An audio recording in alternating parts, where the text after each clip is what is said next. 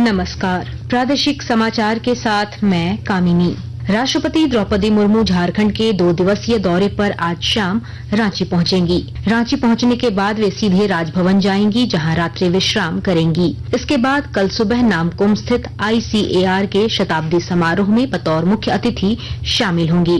राष्ट्रपति के कार्यक्रमों की जानकारी देते हुए राष्ट्रीय कृषि उच्चतर प्रसंस्करण संस्थान के निदेशक अभिजीत कर ने बताया कि समारोह 3 चरणों में संपन्न होगा। मुख्य फंक्शन जो है 3 भाग में बटा हुआ है। राष्ट्रपति महोदया के आगमन के बाद पहले एक प्लांटेशन होगा, एक पेड़ माँ के नाम जो पूरा प्रोग्राम चल रहा है उसके तहत मैडम एक प्लांटेशन करेंगी। उसके बाद हमारे वैज्ञानिकों जो पुराने और अभी के वैज्ञानिक है उनके साथ एक 15 मिनट का डिस्कशन या चर्चा है, जिसमें मैडम जानना चाहेंगी कि संस्थान में क्या होता है, संस्थान के बारे में क्या होता है। सो इस 15-20 मिनट के दौरान हम इंस्टीट्यूट के सारे एक्टिविटीज को एक विजुअल ये भी रखे हैं और कुछ प्रोडक्ट्स भी हम उनके सामने पेश करेंगे। इधर राष्ट्रपति के आगमन और उनकी सुरक्षा को लेकर कड़े प्रबंध किए गए हैं। रांची जोन के DIG अनूप बिरथरे ने बताया कि सुरक्षा में 5 दर्जन से ज्यादा पुलिस अधिकारियों को लगाया गया है।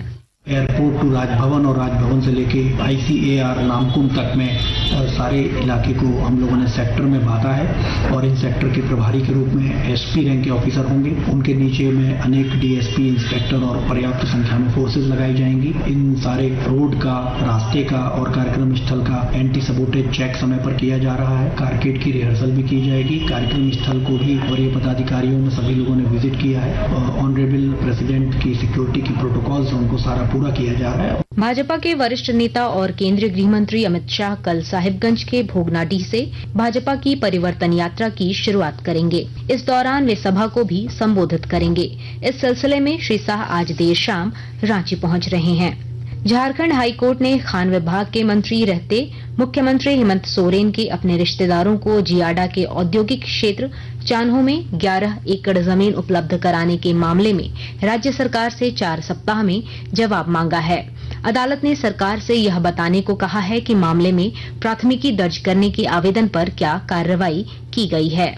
पश्चिमी सिंहभूम जिले में नक्सलियों की IED ब्लास्ट की चपेट में आने से आज 209 कोबरा बटालियन का एक जवान घायल हो गया। यह घटना सारंडा जंगल के इलाके में हुई। घायल जवान को एयरलिफ्ट कर बेहतर इलाज के लिए रांची लाया गया है। जिले के पुलिस अधीक्षक आशुतोष शेखर ने घटना की पुष्टि की है। पलामू जिला मुख्यालय मेदिनीनगर के सदर थाना क्षेत्र में अपराधियों ने 2 युवकों को गोली मार दी है। गोली दोनों के पैर में लगी है। जख्मी हालत में युवकों को इलाज के लिए मेदिनी राय मेडिकल कॉलेज अस्पताल लाया गया, जहां चिकित्सकों ने उनकी गंभीर स्थिति को देखते हुए बेहतर इलाज के लिए रांची रेफर कर दिया।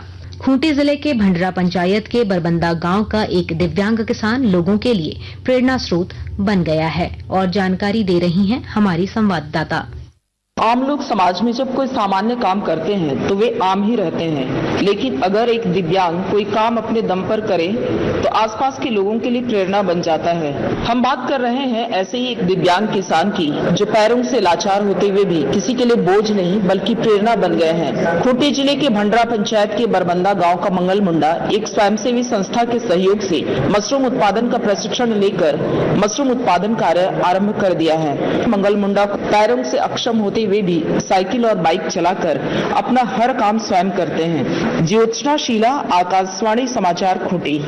सूचना और प्रसारण मंत्रालय क्षेत्रीय कार्यालयों के साथ मिलकर विशेष स्वच्छता अभियान 4.0 चला रहा है।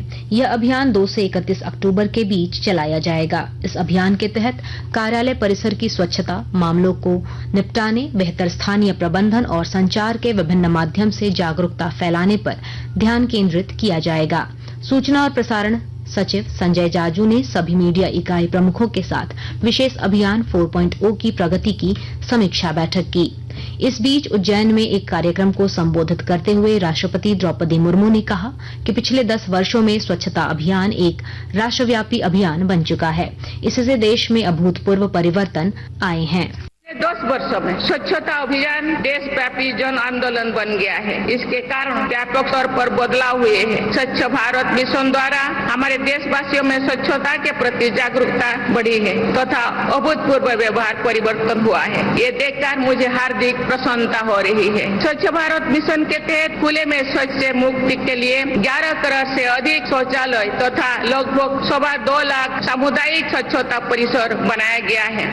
इसके साथ ही आकाशवाणी रांची से प्रादेशिक समाचार का ये बुलेटिन समाप्त हुआ। नमस्कार।